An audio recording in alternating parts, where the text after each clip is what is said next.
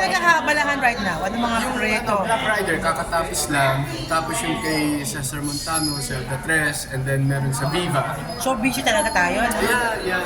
Kamusta katrabaho si Ruru Madrid? Magaling si Ruru. I love working with him. Very professional. So good thing is that active tayo, na mahinga kayo ng... Yeah, taong din. Yeah. Ilang taong kayo nagpahinga before? 3 to 4 years din. Nabanggit ko kanina, I got burned out kasi.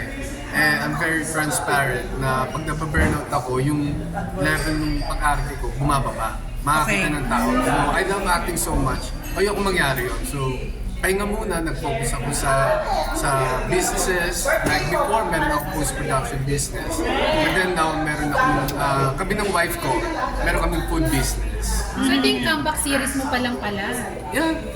Pero in between naman, may mga offers na dumating. Pero tinatanggihan ko nun because hindi pa ako handa. Parang, ayoko muna umarte. Na-burn out ka saan? Sa pag-arte. And I think it comes with age eh. Na parang nahirapan na akong maghintay o magpuyat. Sabi ko, ano nangyayari? So, okay, stop muna ako. So, pinag-aralan ko muna yung sitwasyon. Dahil, so parang dun lang sa sistema ba ng showbiz na gano'n na nakakapagod? Dun ka lang na-burn out? Oo, siguro, like I said, it comes with age siguro. I'm 51 eh. So, siguro nung pumasok na ako ng 40s, parang iba na yung katawan, parang hindi na kaya. So, kumbaga, easy lang muna ngayon. Unlike before, di ba? So anong parang naging deciding factor mo to go back sa showbiz? Nung nakaramdam, nung nakita ko magaganda yung mga characters na binibigay pati yung projects, parang ginanalo ulit ako. Yun. And then dun sa 4 years na nawala ka, yun nga sabi mo, nag-business ka lang, o nag-focus ka sa family life. Yeah. So, kumusta ang relationship mo with your wife? Well, Isang buhay may asawa. We're very happy. We're living a peaceful life. Let me say a comfortable life. So, I'm very happy when I stay out sa stress, sa problema. Kasi I believe na lahat naman ng problema, may solution yan eh. So, Sir, mas maganda bang non-showbiz ang napangasawa? Mas tahimik. Hindi naman. Kasi siyempre, ang dami rin yung naging girlfriend magkaiba lang. natin sa showbiz. But actually, yung wife ko, she's very busy na yung lifestyle din niya hindi nagkakalayo sa celebrity rin eh. So, it's a Ano matter po ba of siya, sorry? Ano po bang ano siya? let's just keep it secret. Businesswoman. Entrepreneur siya. Yeah. So sa akin naman, hindi importante kung showbiz or non-showbiz. Importante, sino yung mapapangasawa mo. Tama ba kung hindi kayo nag-baby? Oo, wala pa kaming baby. Kasi hindi rin naman niya priority. She loves to travel, she loves working, and then nakikita niya yung mga ibang friends niya nung nagkaroon ng family and kids, children, nag-iba na yung lifestyle. Siyempre, hindi mo na magagawa yung gusto mo. So medyo talagang sabi na, okay, I'm okay without Pero siyempre plano naman na kung sakasakali magkaroon. Pagkakaloob ng Diyos na magkaroon, why not? Pero hindi yun yung priority namin. So hindi nyo po naisip na pagdating ng araw kung sino mag-aalaga sa inyo? I'm sure maraming mag-aalaga sa akin. Pero may anak ka naman na, di ba? Oo, dalawa na nga eh. Dalawa? Dalawa? Yung isa sa non-showbiz ko. Yeah, so I'm okay. Mas matanda po yung kay Danny? Mas bata. Yeah. So how's your relationship with him? Danny. Okay lang naman. Alam niyo naman yung relationship ko kay Ayn. I call her Ayn. That's her real name. Ano po? Ayn Rand Daniel. That's her real name. Irene Daniel. Ayn Rand. A-Y-N-R-A-N-D. Ayn Rand. Oo, she's a Russian philosopher. Si Ayn Rand. So sir, kausap na kayo, nakikita kayo. Matagal lang hindi. Ilang taon na po yung huling Matagal. kita? Tagal na basta ang relationship ko sa kanya, parang pinasa-Diyos ko na lang. Open yung line ko, wala akong sinasaradong pinto. Pero Yeah. nag-reach out po kayo? Nag-reach out. One time nagkausap kami long time ago. Sabi ko, I'm just here. Yun naman yung obligasyon ng tatay pati ng magulang na mahalin yung anak kahit anong mangyari. And take note, vice versa. Kahit maging masama, mabuti ang magulang mo, re-respetuhin mo yan. Mamahalin mo. Dahil kung wala ang magulang mo, hindi kayo mabubuhay. Pero para ma-clear lang po sa lahat, di ba? Saan ba nagsimula yung miscommunication or na problema? I don't know. Basta ako, alam ko, minahal ko yan. Si Irene, inalagaan ko yan. And I have proof, meron akong videos and pictures. So, I'm okay with that. Kailan yung last time na okay kayo? Okay na. I think, Hindi, since birth ba? Ganun na yung relationship niyo? medyo magulo talaga. Pero, never ko pinabayaan yan. Growing years hanggang sa nakagraduate, nagbibigay kayo ng... Up to now, mahal ko yan. No, I mean, may financial Nainto na lahat yun. Matagal na yun. Lolo na nga ako. Diba? So... Hindi, nung po nagsisimula pa lang siyang mag-aral, meron naman kayo. Oo, of course. You know what? Sabi ko nga, nagpapasalamat ako kay Gretchen because I didn't expect Gretchen to speak up and stand sa akin. Yes. Diba? Pinagtanggol ka niya. Pinagtanggol niya ako. Kaya nga sabi ko talaga hindi ako pinabayaan ng Diyos. Kasi pinagtanggol ako ni Gretchen. I didn't expect that. Kaya I'm grateful for that. Sa ginawa ni Gretchen. Wala naman nakakita yung mga sacrifice ko, kung paano ko minahal si Irene, kung paano ko siya inaruga. Wala naman nakakita eh. But despite of that, hanggang ngayon wala naman ako kakampi, which is okay. Kasi I believe yung tao kasi bias yan eh. Ang tao paniniwalaan niya ang gusto niyang paniwalaan. Pero ang Diyos hindi ganun. Pero kayo ni Marjorie, kumusta yung relationship? Tagal na.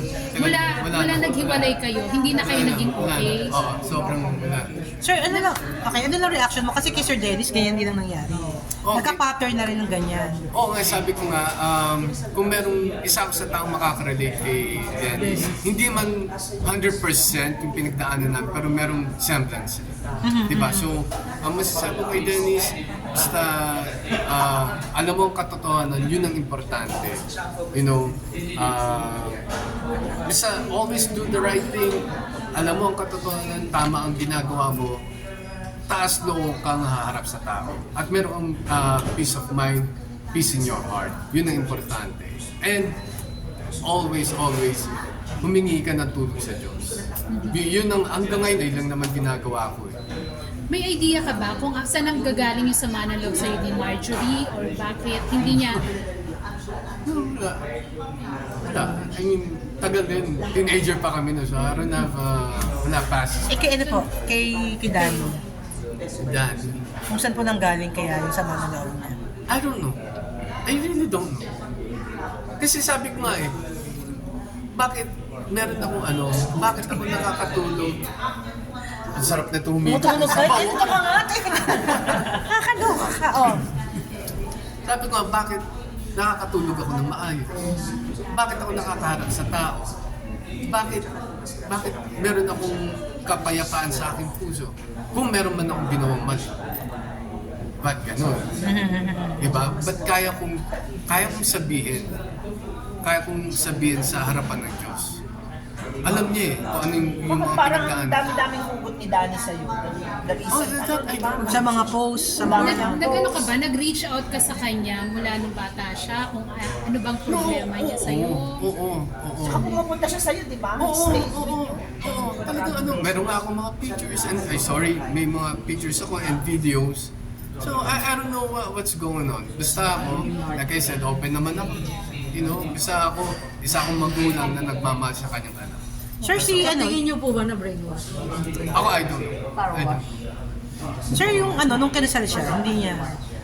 Wala. Do you want to meet the guy? May anak na rin siya. Yeah, man. Hindi ko pa nami-meet yung apo ko. Lolo na nga ako dito. But you really want to meet the Lord? Yeah, I'm okay with that. Hindi naman ako yung hindi ako bitter sa buhay. I'm not. So paano? Parang may chance ba na mag-reach out ka pa uli sa kanya para maayos kung ano man yung... For the end time, oo. Alam mo, ko dumating sa punto na, okay, basta ko nandito na.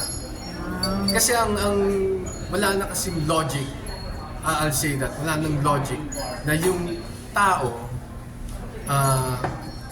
continually inahabol mo, pero yung tao naman yun, tumatakbo pa palayo. Yes.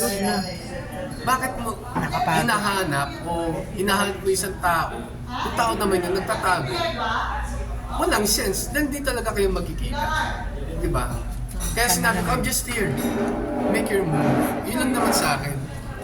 Nandiyan na social, napakadali. You know? But despite of lahat ng kaguluhan, meron akong peace sa aking heart at sa aking pag-iisip. Pero sa tingin mo ba, na kahit na ganito yung relationship niyo ni Danny na hindi mo siya nakakausap, sa tingin mo na palaki siya ng tama ni At yung nanay lang niya makakasagot dyan. in your own point of view? Kasi nga syempre, di ba, parang Nakikita nyo naman siya. na hindi ka nabibigyan ng chance na kilalanin niya. I don't know. Basta, ano ba? Siguro meron akong may papayo bilang tatay naman. Kasi iba yung isip ng Yes. tatay kaysa sa nanay. So, yung tatay iba mag-isip. I'm sure meron mo mako-contribute. Ano po ba kayo? Kung may mensahe kayo kay Danny, Kay Danny, ano po ba gusto nyo sabihin sa kanya? Look, kay Danny, I love you, nandito ako. I'm just here. You can text me anytime, walang problema. So kung sakaling siya nang mag-reach out sa'yo, paano? Minsan siguro mga 2 years, 3 years ago, nag-ano yan eh. Na, I think, she texted me, nag-usap kami sa phone. And I told her, okay, I'm just here. After nun, wala na. Pero yung isang anak niyo po may communication kayo. Wala din. But we're okay. Pamisa-misa may message kami, nag-text. Obviously, hindi kami nagkatuloy ng mother niya. Pero, mababait na bata yung mga yan. Pero nandito lang. Nandito. Lalaki po ba, babae? Girl. A girl din? Babae din Hindi po. yung nagre-reach So you have sa'yo. two girls. Pamisa-misa nagka-text. Siyempre may kanya ka ng buhay na kasi. Iba na rin yung generation di ba? So, ayoko naman makistorbo sa kanila. Okay, I'm just here. Nandito lang naman ako. Oh, pero do you feel empty ba na syempre hindi mo sila ganun ka kasama? Empty? No. Pero meron ako nararamdamang panghihinayang. Kasi, tulad na sabi ko, meron ako makakontribute bilang lalaki, bilang tatay. Iba naman yung approach ng tatay sa nanay. Siyempre, yung tulungan niya eh. Tama. Oh, so anong naramdaman mo nung time na hindi ikaw naghatid kay Danny sa kanya? Baka nanay. Okay lang. I mean, what do you do? Iiyak ka? Are you gonna feel sorry for yourself? No. Sabi ko hindi yan, walang bearing sa akin yung tingin ng tao sa akin. Hindi ko nilalagyan ng bearing yan. Like I said, ang tao kasi bias. Ang importante yung relationship ko kay God. Yun ang importante sa akin. Yung importante, yung relasyon ko sa kanya. Hanggat meron kami relasyon, I'm okay. Kahit mawala lahat, I'm okay with that. Yung wife mo, anong reaction niya sa ganitong relationship mo sa mga? Very supportive, naintindihan niya. Actually, marami rin siyang nagawa. Marami siyang nagawang mabuti. But she's very private, quiet, pero napakapait. And that's why I'm blessed. I'm very blessed dahil nakatagpo ako ng isang mabait na asawa. Kaya I'm happy. Happy Ilang life. taon na po kayong kasal? Well, 9 years na kami na married. And then bago kami magpakasal, 9 years din kami Boyfriend. Tagal, no? Tagal na rin. Oo, 18 years na. Tagal na, sir, ha? Tagal na, oo. Ilang taon na siya ngayon? She's 43, 44. Bata siya More than 10 years. Yeah, oo. Carry pang magbuntis. Hopefully, di ba? Kung Alam nyo, pagkakalo, pwede. next year, meron na. Oo.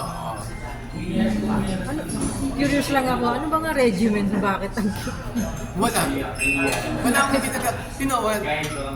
Napansin ko yung sa father side ko, Legazpi, at yung mother side, yung mga tito ko, mga young looking din eh. May ganito siya nasa lahat. Oo, ang mama ko si Buana, Garcia eh. Ang papa ko naman, Legazpi, sa Kalumpang.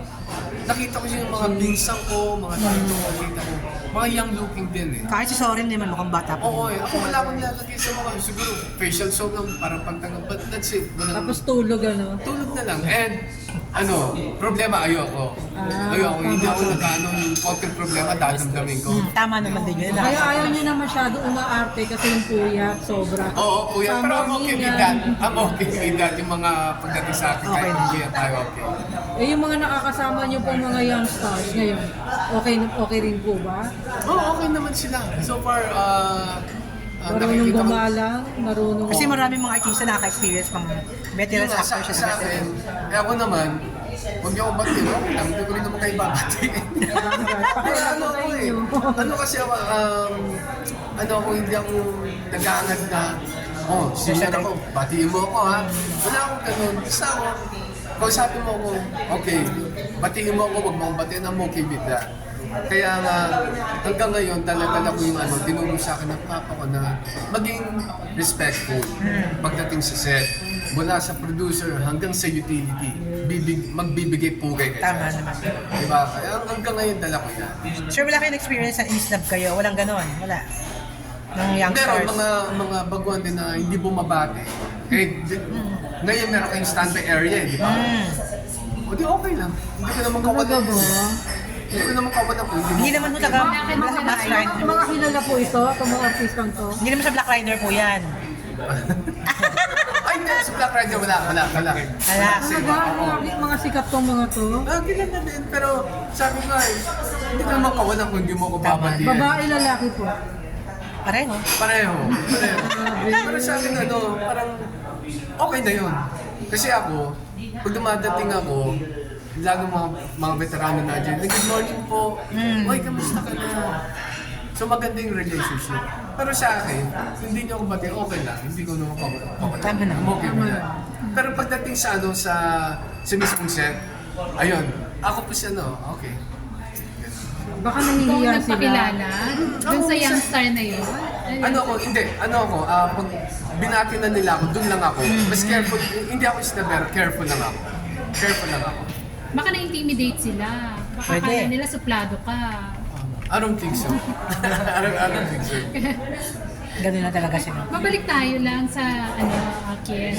Kasi si Dennis, di ba, same nga yung situation. Kayo ba ni Dennis, nagkausap na kayo dito sa Hindi pa. ganitong... Yung nakita naman in person, hindi pa.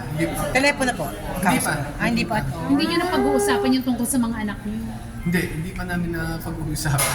Pag basta Dennis, nakasamay loob mo, always do the right thing. Yun ang importante dyan. At, manalangin ka. Kasi tayong mga tao, limitado tayo. Pero yung Diyos, walang limit yan. So kung may makakatulong sa'yo sa sitwasyon mo, definitely, God lang yun. si God yun. Pero di ba nung una si Danny, parang mas ino-honor niya pa si Dennis kesa sa'yo as a father? Okay lang kung... Okay lang. Parang sa akin eh. Hindi ka na-hurt na bakit mas parang close si Danny kay Dennis? Kasi ito na yung sinabi ko, pag nasa iyo at alam mo ang katotohanan, hindi okay. Yun lang naman yun eh. Pero subukan mong gumawa ng isang bagay na hindi mabuti. Hindi ka nga makaharap doon sa tao. Diba? Mahihiya ka. Mahihiya ka eh. Pero pag wala ka namang ginagawang masama, relax ka. Meron kang peace sa buhay. Yun ang importante. Okay. So, hindi ka napatanong sa sarili mo, ano ba yung pagkukulang ko sa anak ko? Bakit ganito yung treatment niya sa akin? Ang iniisip ko nga rin eh. Ano ba ang pagkukulang dyan eh? Hindi naman sa pagmamayabang, no? Wala naman akong maisip. Wala naman eh. I'm just being honest hindi ako mayabang dito. Ginulpi ko ba yan? Hindi. Minaltrato ko ba yan? Hindi. Pinabayaan ko ba yan? Hindi. Katunayan, meron akong mga pictures, videos. Hanggang lumayas na yan. Sa akin naman pumupunta. Before, di ba, lumayas po yan? Oo, dati. So, nandiyan ako to support her. Kaya ngayon tanong mo, meron ka bang kakulangan? Kung meron akong pagkukulang, please, sabihan niyo ako. Sabihin mo sa akin kung ano. Baka Para doon ko alam lang mo. ma-realize. Diba? Pero kung ako lang, so far wala. Kasi nakakapagtaka lang, di ba? Parang okay naman pa rin yung Oo, di ba relationship. sir, sabi nyo nga tuloy-tuloy yung communication before biglang hinto. Ganun ba yun? Oo, dati. Actually, putol-putol na. Dahil hindi rin naman lumaki sa akin. You know, so putol-putol na hanggang nag-iba na ang panahon, nandiyan na yung mga, you know, dumating na yung mga ibang mga problems, mga trials. So, sa akin parang, okay, I'm just here. Nandito ako para nagmamahal sa'yo, handang alagaan ka, handang suportahan ka. Sa tingin mo, bakit mas kinampihan ka ni Gretchen or pinagtanggol ka niya over Marjorie? Meron siyang maganda yung character ni Gretchen. Meron siyang paninindigan. Yun ang masasabi ko. Meron siyang paninindigan sa buhay. Mabait si Gretchen eh. Kaya nga nung nagsalita siya, nabigla ako dahil siya yung pinaka-huli-huling taong pinaka-unexpected na magsalita, biglang nagsalita. And I'm thankful na alam kong, doon pa lang alam ko hindi ako pinabayaan ng Diyos eh. Kasi wala akong kakampi. Hindi naman kasi hindi ako naghanap ng kakampi. Up to now, wala naman din eh.